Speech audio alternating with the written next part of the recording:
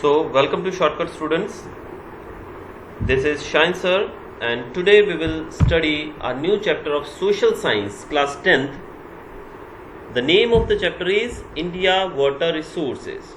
So, here we will study about the water resources that we are having. यानी कि भारत के पास जो भी water resources हैं, हम उनके बारे में पढ़ेंगे कि भारत में जो पानी हम लोग उपयोग करते हैं वो कितना है हमारे पास, कहाँ कहाँ से हम लेते हैं, कैसे उपयोग में लाया जाता है, कहाँ उसकी शॉर्टेज है, कहाँ वो ज़्यादा है, वो सब चीज़ें हमें यहाँ पढ़ने को मिलेंगी।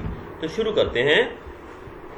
There is water hence there is life. तो कहा जाता है कि पानी है तभी जीवन है, तो पानी नहीं होगा तो जीवन भी नहीं होगा, ये सब लोग भली भांति जानते हैं।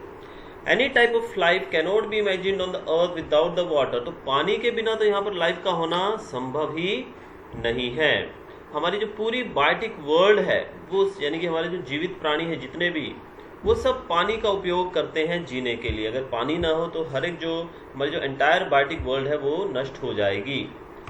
और किसी भी देश की जो प्रॉस्पेरिटी है, किसी भी देश की जो तरक्की है, उसकी समृद्धि है, वो डिपेंड करती है उसकी खेती बाड़ी पे, यानी कि एग्रीकल्चर पे, and the amount of water it uses in it, और वो कितना पानी उस एग्रीकल्चर के अंदर यूज करता है वो देश।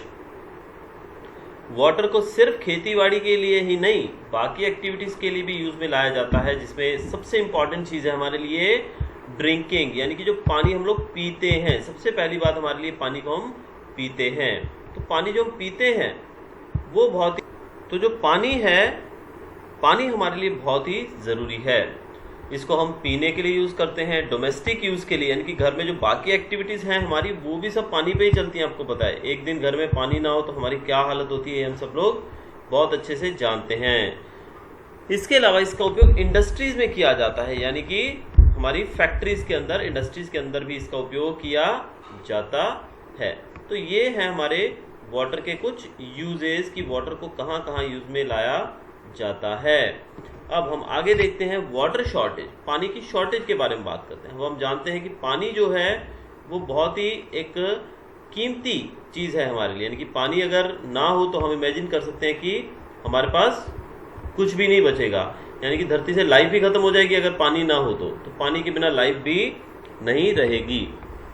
तो जिस रेट पे हम पानी यूज़ करते जा रहे हैं, यानी कि हमारा पानी का जो उपयोग है वो इतना ज़्यादा है, इतना ज़्यादा हम लोग पानी को उपयोग में ला रहे हैं कि एक दिन ऐसा आएगा जब हमारे पास पानी बिल्कुल ही ख़त्म हो जाएगा, हमारे पास पानी बिल्कुल भी नहीं बचेगा।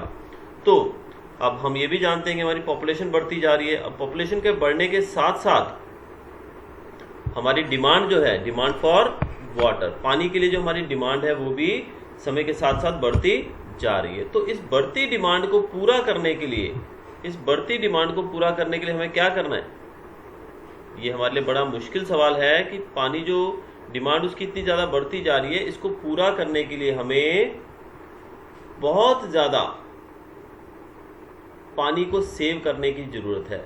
तो हमें पानी को सेव करना पड़ेगा, तब कहीं जाके हम जो बढ़ती हुई हमारी डिमांड है उसको पूरा कर पाएंगे।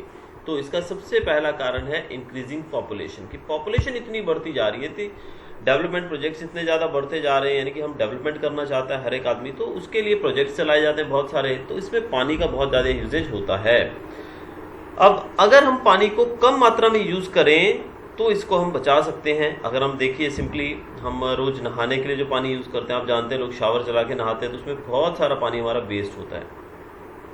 तो अगर हम थोड़ी थोड़ी चीज़ों के द्वारा अगर कटौती करें पानी के अंदर, किसी भी तरीके से अगर हम थोड़ा थोड़ा भी अगर पानी, अगर आप जानते हैं कि हम लोग 135 करोड़ लोग हैं लगभग, तो अगर हर एक आदमी 1-1 लीटर पानी भी रोज़ का बचाए तो आप समझो कि हमारे पास हर रोज़ 135 करोड़ लीटर पानी सेव होगा। तो it is not a small amount, बहुत बड़ा अमाउंट है। तो हम इस प्रकार से पानी को बचा सकते हैं, इसको स्पेरिंगली यूज़ करके, यानी कि इसको कम मात्रा में यूज़ करके हमें पानी का यूजेज कम कर देना चाहिए, तो हम पानी को बचा सकते हैं।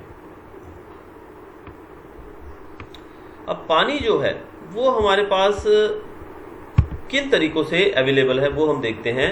तो हम देखते हैं पहले सोर्सेस ऑफ वाटर। पानी के जो सोर्सेज हैं उसमें पहला जो आता है हमारे पास रेन वाटर। सबसे पहले हम रेन वाटर के बारे में देखते हैं। रेन जो है वो पानी का ओरिजिनल सोर्स है अर्थ के ऊपर। Rivers, lakes, streams, wells etcetera are secondary sources.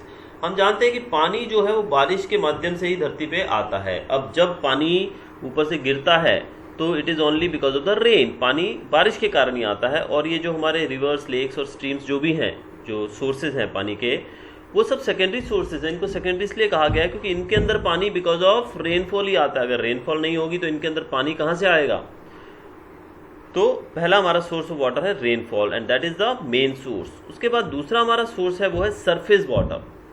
Water जो सरफेस ऑफ द अर्थ के सरफेस के ऊपर है, यानी कि हमारी रिवर्स, लेक्स, पॉन्ड, सी, स्ट्रीम्स, ओशंस एक्सेट्रा, इन सबको हम कैलकुलेट कर सकते हैं इन सरफेस वाटर के अंदर।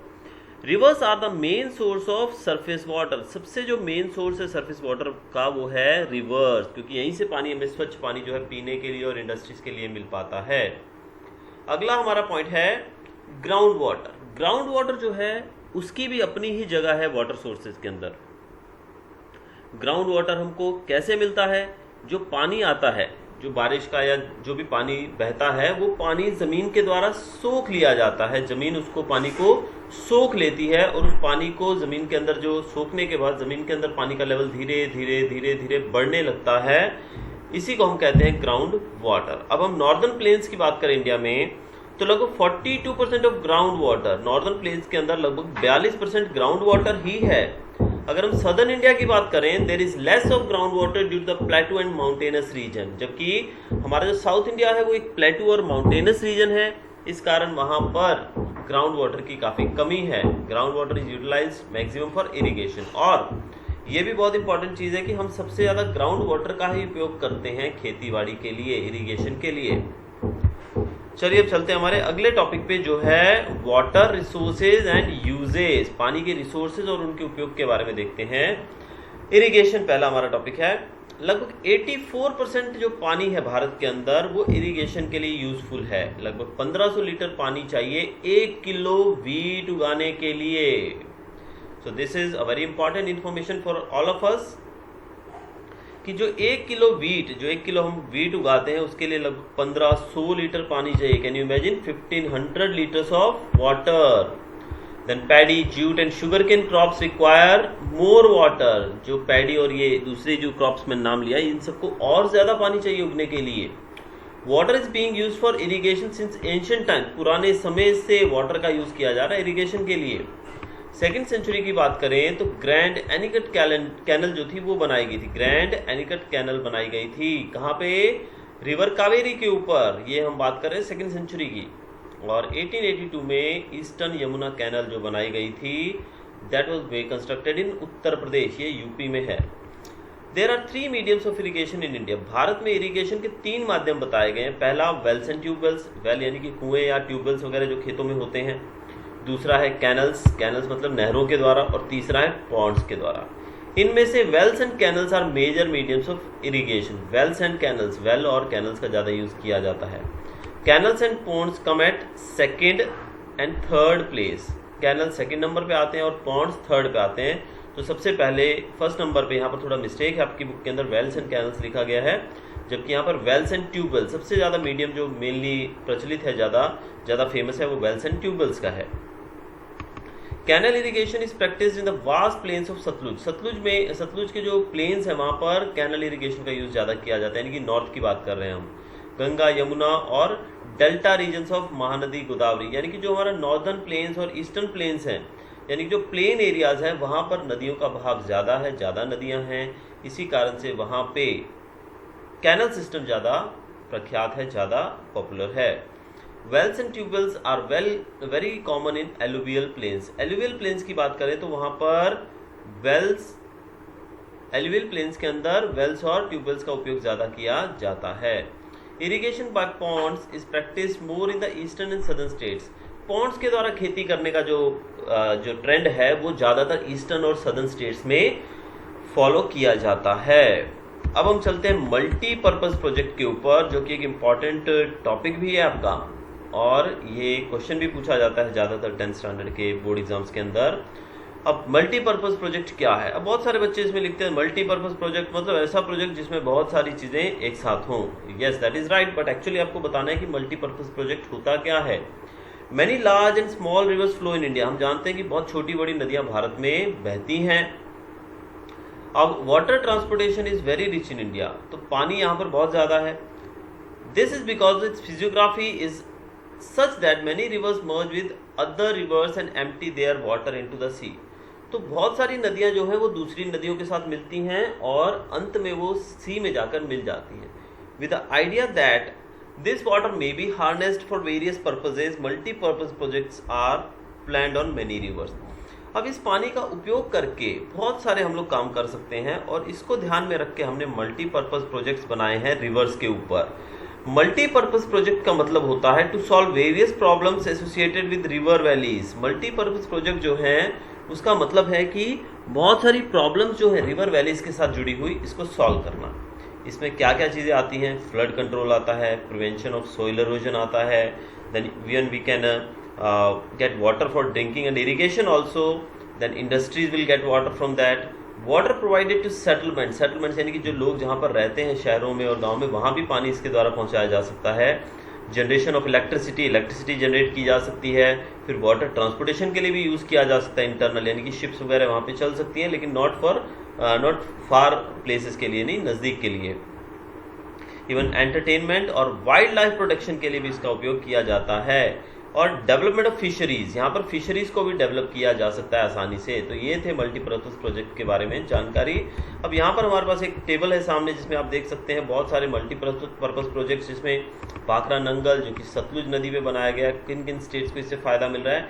ये टेबल आपको थोड़ा याद कर लेना है, क्योंकि इसमें से एक आधा टॉपिक आपको ज़रूर आता है बोर्ड एग्जाम में मैप में, कि आपको बताना है कि ये कौन सा मल्टीपर्पज प्रोजेक्ट कौन सी नदी के ऊपर है और कहाँ पर है।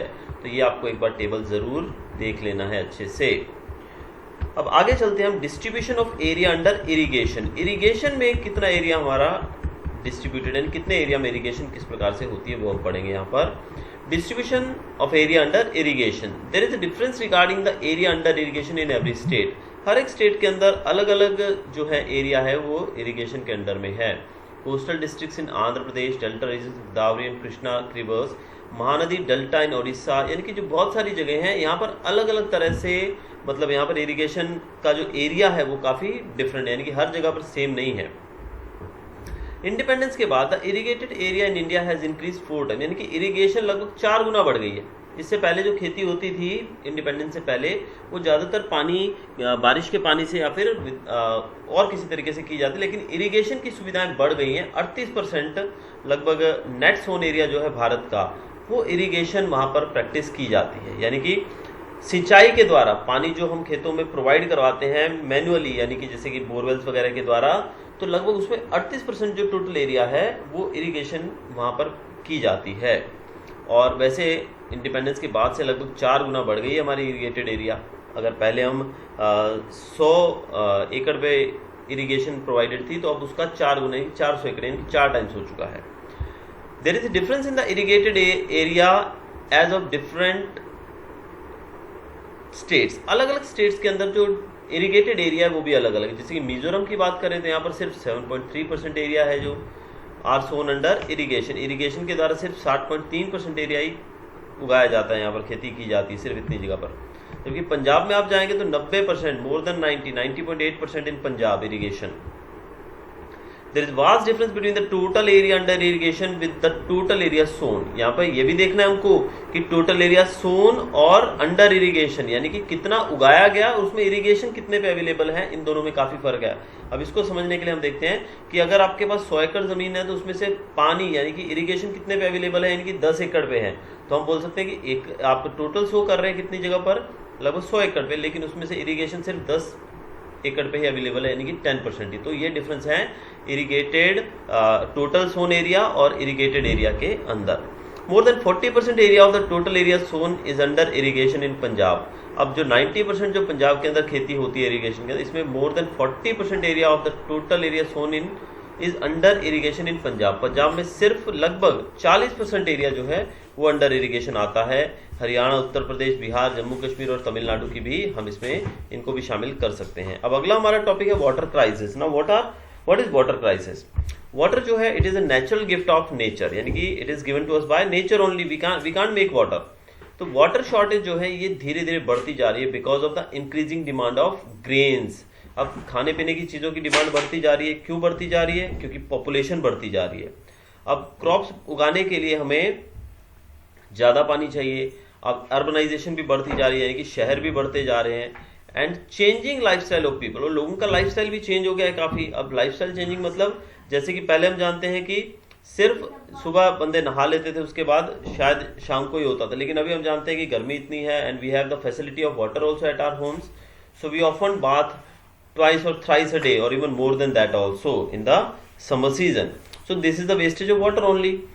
The position of water supply and the inequality in the local distribution are challenges to human interest. अब वाटर सप्लाई की जो है वो भी एक पोजीशन देखनी पड़ेगी, किस जगह पर वाटर सप्लाई. आप जानते हैं अभी भी शहरों में भी बहुत सारी ऐसी जगह हैं जहां पर पानी पीने का अवेलेबल नहीं है, यानी कि म्यूनसिपैलिटी के द्वारा पानी नहीं पहुंचाया जाता है. And the inequality in local distribution में भी काफी इनइक्वालिटी, यानी किसी एरिया में तो पानी बहुत आता है और कहीं पे पानी बिल्कुल भी नहीं आता है. तो ये हमारे लिए एक बहुत ही चैलेंजिंग बात है, ये हमारी इकोनॉमिक डेवलपमेंट के लिए भी एक बहुत बड़ी समस्या है. अब nowadays the water crisis in very alarming stage in arid regions of western Rajasthan and the interior area of southern peninsular plateau. आज वाटर क्राइसिस, पानी की समस्या बहुत जगहों पर खड़ी हुई है, जिसमें वेस्टर्न राजस्थान और सदर्न पेनिनसुलर प्लेटूज की बात कर सकते हैं हम. वाटर की क्वालिटी धीरे धीरे डिटेरियोरेट होती जा रही है, यानी कि खराब होती जा रही है. Quality of water is getting worst day by day.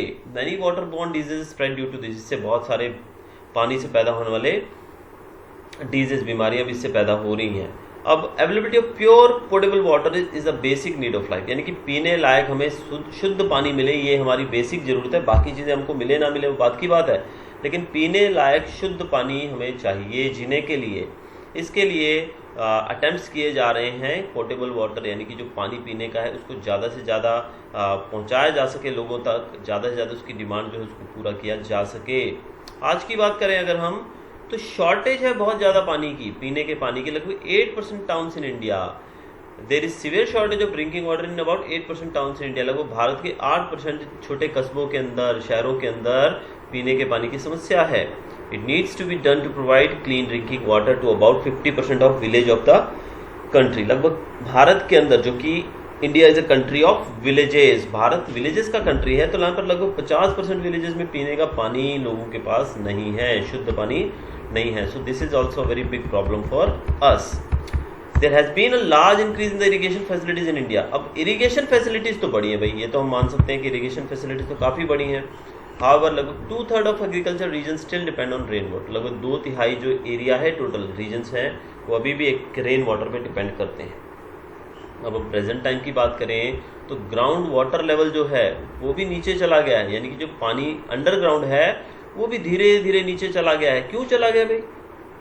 Actually जो वेल्स और ट्यूबवेल्स का हम यूज़ ज़्यादा कर दिया हम लोगों ने इनका उपयोग. अब ये जो है वेल्स ट्यूबवेल्स पानी कहाँ से निकालते हैं? ज़मीन के नीचे से निकालते हैं, और जो नीचे से पानी हम लोग खींचते हैं ट्यूबवेल्स और वेल्स के द्वारा, वो पानी ज़्यादा खींचने लगे हैं. इस कारण से वहाँ पे जो ग्राउंड वाटर है, अंडरग्राउंड वाटर लेवल है वो नीचे चला गया है.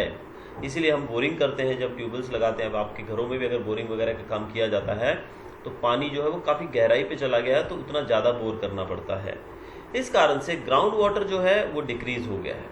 हमारे कंट्री के अंदर बहुत ही सीवियर प्रॉब्लम हम फेस कर रहे हैं अंडरग्राउंड वाटर की, यानी कि हम पानी को बहुत ज़्यादा मात्रा में, जहाँ पे बोरिंग किया गया है वहाँ पे लोग बोर का पानी समझ के उसको एक्सेसिवली यूज़ कर रहे हैं और वेस्ट कर रहे हैं. इससे पानी का लेवल नीचे जाता जा रहा है.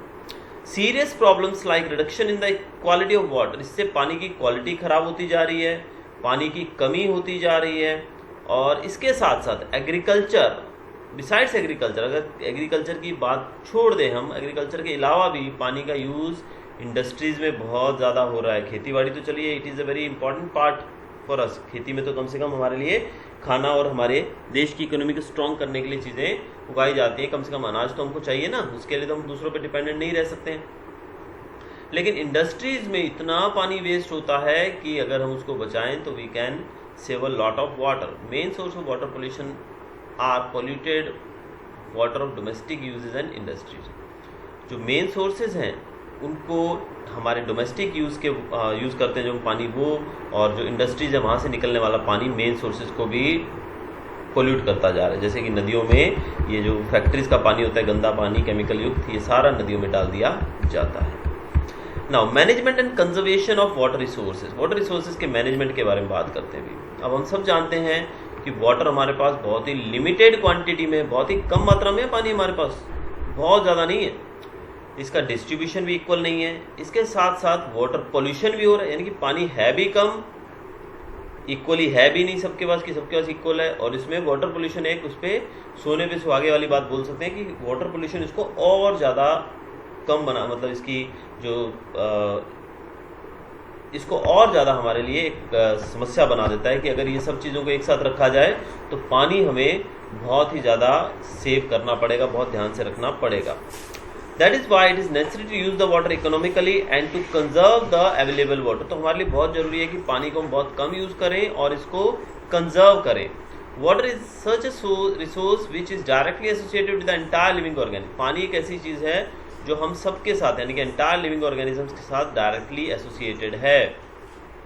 The remedies to conserve water are to be done at different stages. तो इसके लिए हमें अलग अलग तरीके से काम करना होगा। The maintenance of water resource is known as water conservation. पानी के रिसोर्स को मेंटेन करना, पानी को मेंटेन करना, we can call it water conservation. Some general remedies of water conservation are as follows. कुछ जो जनरल बातें हम जिनको करके हम पानी को बचा सकते हैं वो क्या है। पहला, मोर कंस्ट्रक्शन ऑफ रिजर्वियर्स। रिजर्वियर्स जो हैं उनको हमें ज़्यादा से ज़्यादा रिजर्वियर्स बनाने चाहिए ताकि पानी को स्टोर किया जा सके। रिजर्वियर्स में पानी को स्टोर किया जाता है। Then connecting to big river basins and bringing the ground water at higher level.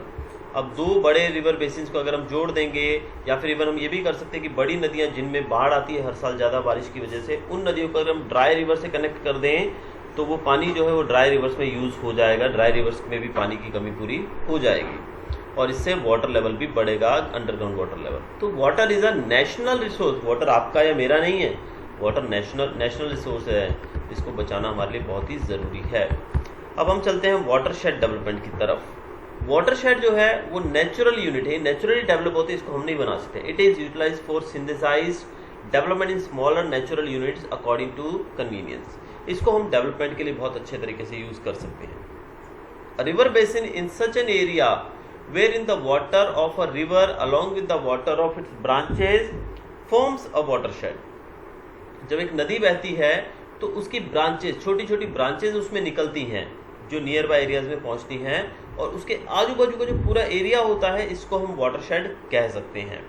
Watershed region is ultimately a river basin only, यानी कि वाटरशेड को हम उसका एक बेसिन ही बोल सकते हैं, यानी कि नदी का मुहाना कह सकते हैं। यानी कि वो जहाँ पर नदी सी में जाकर मिलेगी तो उसको मिलने से पहले उसकी बहुत सारी ब्रांचेस बन जाती हैं सी के पास में जाके, तो उस एरिया को हम वाटरशेड कह सकते हैं।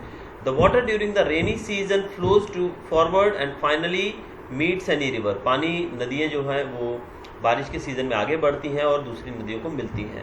The development of a watershed is an overall approach of development. Watershed development जो है उसको हम डेवलपमेंट के लिए एक अप्रोच भी मान सकते हैं, यानी कि डेवलपमेंट के लिए एक बहुत ही सहाई एक स्टेप भी है। इसके अंदर क्या क्या प्रोग्राम्स आ सकते हैं, जैसे कि सॉइल एंड ह्यूमिडिटी कंजर्वेशन। इससे सॉइल के अंदर ह्यूमिडिटी बनी रहेगी, वाटर स्टोरेज भी होगा, इवन ट्री प्लांटेशन के लिए भी वो जगह काफ़ी अप्रोप्रिएट रहेगी। देन फॉरेस्टेशन, यानी कि ज़्यादा पेड़ भी उगा सकते हैं हम यहाँ पर, जंगल। हॉर्टिकल्चर, यानी कि बागवानी, यानी कि बाग वगैरह भी आप वहाँ पे लगा सकते हो। डेवलपमेंट ऑफ पैस्चर लैंड, मतलब चरागाह भी वहाँ पे बनाई जा सकती है। रिन्यूअल ऑफ कलेक्टिव रिसोर्सेज, तो वहाँ पे इन सब चीज़ों को आप कलेक्टिवली भी यूज़ कर सकते हो, यानी कि जो हमने भी पढ़े टॉपिक्स, इन सबको कलेक्टिवली भी वहाँ पर आप अप्लाई कर सकते हो। In all these programs the land capability and the requirements of people have to be considered. इन सब के अंदर हमें लैंड की कैपेबिलिटी और लोगों की ज़रूरतों को ध्यान में रख के ही काम करना होगा। It needs the participation of local people. इसके लिए लोगों का, लोकल पब्लिक का पार्टिसिपेशन बहुत ही ज़रूरी है, और सरकार ने भी स्टेट लेवल पे और सेंट्रल लेवल पे बहुत सारे इसके लिए स्कीम्स चलाई हैं। चलिए अब आगे बढ़ते हैं हम रेन वाटर हार्वेस्टिंग की तरफ। रेन जो कि अभी आने वाली है, और हम सब लोग काफ़ी उत्तेजित हैं कि उत्साहित है कि कम से कम बारिश आए और हम लोग एंजॉय करें। तो rain water harvesting, special methods to collect the rain water and conserve it includes the construction of wells, small dams, खेत तालावड़ी, और we can call them farm ponds also. यानी कि ऐसे मेथड जिससे रेन वाटर को प्रिजर्व किया जाए, उसको बचाया। जैसे कि बारिश आती है तो सारा पानी हम जानते हैं कि छतों के ऊपर से जो पानी बहुत सारा वेस्ट होकर ऊपर से गिरता है, तो अगर इस पानी को हम सेव कर लें किसी तरीके से, तो इसको हम कह सकते हैं वाटर हार्वेस्टिंग। इसमें हम वेल्स बना सकते हैं, स्मॉल डैम्स बना सकते हैं, खेत तालाबड़ी जिसको हम फार्म पॉन्ड्स भी बना सकते हैं, तो वहाँ पे पानी को हम स्टोर कर सकते हैं। तो पानी को स्टोर करके हमें क्या फायदा होगा? जो ये पानी स्टोर्ड होगा, इससे अंडरग्राउंड वाटर लेवल जो है, ग्राउंड वाटर लेवल है, वो बढ़ेगा और इसका उपयोग आप अपने डोमेस्टिक यूज के लिए भी कर सकते हैं और खेती में भी इसका उपयोग हो सकता है। जैसे कि आप जानते हैं कि बड़ा खेत है, उस बड़े खेत के अंदर अगर आप बीच में एक बहुत बड़ा सारा पॉन्ड बना दें और उस पॉन्ड को थोड़ा ढलान पे बनाएं और जो आजू बाजू की जगह है, जब खेत में बारिश आएगी तो बारिश का पानी सारा आकर उसमें जमा हो जाए। अब वो पानी जब जमा हो जाएगा तो पूरा साल उस पानी का उपयोग आप अपने पशुओं को नहलाने के लिए, उनको पिलाने के लिए भी कर सकते हैं, और इवन इस पानी को आप कपड़े वगैरह धोने के लिए और खेत में एग्रीकल्चर में भी इसका यूज कर सकते हो फॉर इरिगेशन। तो इस तरीके से रेन वाटर को हम हार्वेस्ट करके यूज में ला सकते हैं। अब main objectives of rain water harvesting, इसके मेन ऑब्जेक्टिव्स क्या हैं? अब मेन इसका जो पार्ट है वो है capacity to conserve, increase the capacity to conserve the ground water and increase the underground water level. यानी कि वाटर को प्रिजर्व करना, ग्राउंड वाटर जो ऊपर पानी है जो बारिश के द्वारा आ रहा है उसको कंजर्व करना, उसको बचाना, वेस्ट ना करना, और अंडरग्राउंड वाटर टेबल को बढ़ाना। इससे अंडरग्राउंड वाटर लेवल बढ़ेगा ना भाई, तो इसलिए इसको हम कह सकते हैं अंडरग्राउंड वाटर लेवल को बढ़ाना। वाटर टेबल लिखा गया, it's the same only, underground water table को बढ़ाना। Then reduce the water pollution, इससे वाटर पोल्यूशन भी कम होगा। Then improve the quality of ground water की क्वालिटी भी बढ़ जाएगी, अच्छी हो जाएगी quality. To save the land roots from water logging, आप जानते हैं कि बारिश के समय जो रास्ते हैं वो पानी से भर जाते हैं और वहां पर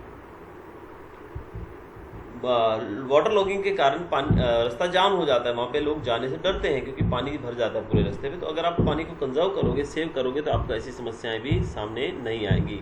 reduce surface run of water, पानी जो सरफेस के ऊपर दौड़ता है, यानी कि जो बारिश के कारण जो पानी बहता है वो भी आप रोक सकते हो, उसको भी आप बचा सकते हो।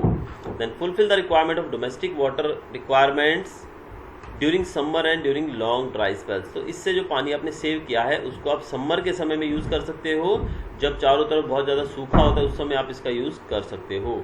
Fulfil the increasing demand of water, पानी की इंक्रीजिंग डिमांड को भी इससे पूरा कर सकते हो। Then make arrangement to store rain water in underground tanks in multi storey residence in large cities, और arrangement should be made so that the water percolates in the ground. जो बड़े बड़े शहर हैं जहाँ पर ऊंची ऊंची इमारतें बनी होती हैं, जहाँ पे पानी की सच में किल्लत है, बहुत दिक्कत रहती है, ऐसी जगहों पे पानी को अंडरग्राउंड वाटर टैंक्स के अंदर स्टोर करना, ताकि एटलीस्ट कुछ समय तक तो उस पानी को यूज़ कर सके वहाँ पे लोग। और दूसरा, इस पानी के लिए इस प्रकार का अरेंजमेंट करना कि ताकि वो पानी ज़मीन के अंदर पर्कुलेट हो। ज़मीन के अंदर पर्कुलेट होने का मतलब ज़मीन के अंदर रिस जाए।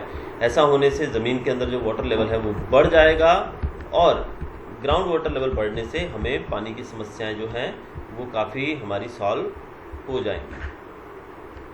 अब अगला हमारा टॉपिक है following points should be considered for water management. Water management के लिए हमें कुछ और स्टेप्स भी उठाने होंगे, जैसे कि use water economically for garden. जब आप गार्डन्स के अंदर पानी डालते हैं तो उस समय थोड़ा ध्यान रखिए कि वेस्ट नहीं करिए। गाड़ियों को धोते वक्त, इवन टॉयलेट्स के अंदर या वॉश बेसिन में जब आप हाथ वाथ धोते हैं, ब्रश करते हैं, उस समय भी वेस्टेज पानी का कम से कम हो, ये आपको ध्यान रखना है। फिर पब्लिक अवेयरनेस, लोगों को अवेयर करना होगा कि पानी हमारे लिए कितना ज़रूरी है और इसको वेस्ट ना करें हम। और लोगों का पार्टिसिपेशन इन वाटर कंजर्वेशन, हर एक आदमी को वाटर सेव करने के लिए हम प्रेरित करें और उसको पार्टिसिपेट करवाएं। और it possible recycle the use water को रिसाइकल करना भी चाहिए। जैसे कि आप हाथ वगैरह धोते हैं, कोई पानी अगर है तो उसको आप पौधों में तो डाल सकते हैं ना, तो इस तरीके से आप उसको रिसाइकल भी कर सकते हैं। सेव द रिजर्वियर्स फ्रॉम पोल्यूशन, रिजर्वियर्स जो हैं पानी के जो स्रोत हैं जहाँ पर पानी स्टोर किया गया है उसको पोल्यूशन से बचाइए। Increase the use of all units of water harvesting structures like well, tube wells, खेत तालाबड़ी एटसेट्रा। ये जो सब चीज़ें हैं, वेल्स हैं, ट्यूबवेल्स हैं, इनको बढ़ाना। ये ज़्यादा हो जाएंगी तो ज़्यादा पानी स्टोर होगा इनके अंदर। Keep a watch on those units which are using ground water, और जो ग्राउंड वाटर को यूज़ करती हैं जो यूनिट्स, उनका ध्यान रखना, उनके ऊपर नज़र रखना कि कोई ज़्यादा पानी वेस्ट तो नहीं कर रहे हैं वो लोग। Prevent the deterioration of water storage units, पानी की जो स्टोरेज यूनिट्स हैं वो ख़राब ना हो, उनको प्रॉपर्ली मेंटेन रखना, ये सब चीज़ें भी हमें ध्यान रखनी होंगी। और पाइपलाइंस वगैरह आपने देखा होगा सड़क के आजू बाजू बहुत बार हमें पानी का फव्वारा उड़ता हुआ दिखाई देता है, तो ऐसे में पानी जो वेस्ट हो रहा है इसको तुरंत इमीडिएटली अगर ऐसा कहीं देखते हैं आप तो तुरंत रिलेटेड पर्सन को जानकारी दीजिए, रिलेटेड व्यक्ति को, ताकि उसको रिपेयर करके उस पानी की वेस्टेज को बचाया जा सके। तो इसके लिए हमें सब लोगों को मिलकर काम करना है। ये सिर्फ सरकार का काम नहीं है, ये सिर्फ आपका या मेरा काम नहीं है। इसके लिए सबको एक साथ मिलकर हाथ में हाथ लेकर हमें आगे बढ़ना होगा। तो इसमें अब आप स्टूडेंट्स आप लोग बोलेंगे सर मेरे एक आदमी के बचाने से क्या होगा, the same thing everybody will think, सब लोग ऐसे ही सोचेंगे कि मेरे करने से क्या होगा। तो आपसे रिक्वेस्ट है, it's a suggestion for you also all, कि आप जब भी पानी यूज़ करते हैं अपने पानी को जो भी आपकी एक्टिविटीज़ है उसमें जितना हो सके आप उसको सेव करिए। स्पेशली जब आप ब्रश करते हैं तो सिर्फ टैप चालू रहे वो बंद करिए और एक मग में पानी लेकर ब्रश कीजिए। नहाते वक्त भी पानी उतना ही यूज़ करिए जितना आपको ज़रूरी है। हो सके तो बाल्टी में बकेट में पानी लेके यूज़ करिए, ना कि शावर के द्वारा। और बहुत सारे दूसरे मेथड्स भी हैं जिनके द्वारा, और मैं तो सजेस्ट करूँगा कि आप सब लोगों के पास घरों में अंडर वाटर टैंक्स तो होंगे, तो उनके अंदर जो बारिश अभी आने वाली है तो एक ऐसा सेटअप करिए कि ऊपर से जो छत से आने वाला सारा पानी है वो सारा पानी आपके अंडरग्राउंड वाटर टैंक के अंदर जाए और उसका उपयोग आप बाद में कर सकते हैं। तो ये था हमारा चैप्टर। अगर आपको अच्छा लगा हो वीडियो तो kindly like and subscribe. Thank you.